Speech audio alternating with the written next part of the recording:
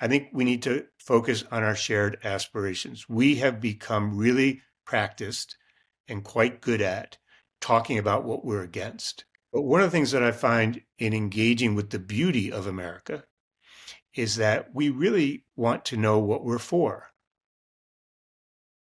My guest this week is someone who's been on the front lines of rebuilding trust and community in some of the most fractured corners of the country.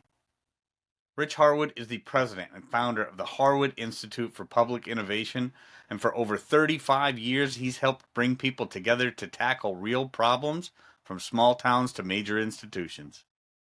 In this conversation, Rich and I dig deep into the campaign for what he calls a new civic path, a way forward that does not rely on politicians to fix what's broken, but empowers communities to rediscover belief, dignity, and a shared purpose.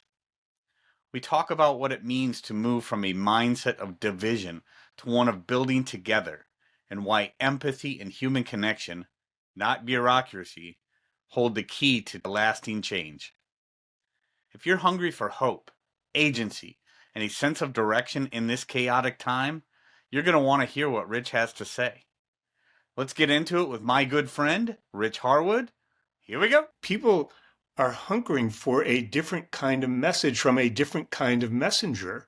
And so let's go. Let's do this. And the idea was that, the name of the campaign, Enough Time to Build, was that we knew that people were frustrated. They had had enough. But we knew also that they wanted a path forward. And we, at the time, were thinking, we need to build together. We need to do things together. We need to create together as Americans. We need to come back together and build. And so we put those two ideas together. And,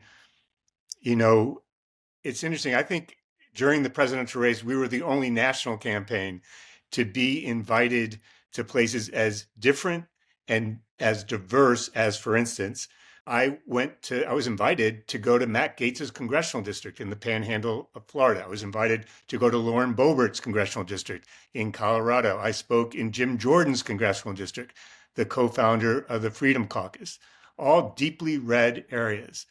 And at the same time, I was invited to talk in Flint, Michigan, to go to Selma, Alabama. I went to purple areas like Fort Collins, Colorado, and Fresno, California. And the takeaway from this is, why was it that so many people were inviting us to come from such different political views? Right. And I think the takeaway for me was, people were hungry for a different path forward. They were tired of the politics of division, the politics of acrimony, and they were ready to be activated. But what I learned on this path was that they didn't know what to do and how to move forward, which ultimately led to this book, the new Civic Path.